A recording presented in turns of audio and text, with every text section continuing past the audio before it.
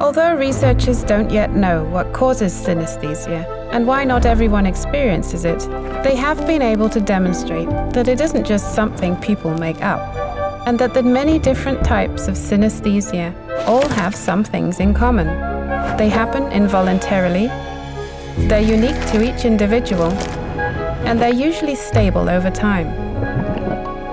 Also, synesthesia is not simply passed on through generations by synesthete parents teaching their own experiences to their children. We are not born with a fully developed brain. It is plastic and adjusts itself throughout our lives based on our interaction with the environment. Synesthesia may be a result of these changes.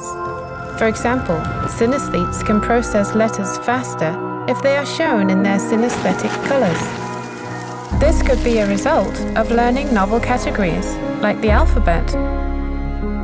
Understanding synesthesia might help unlock the secrets of how our brains work.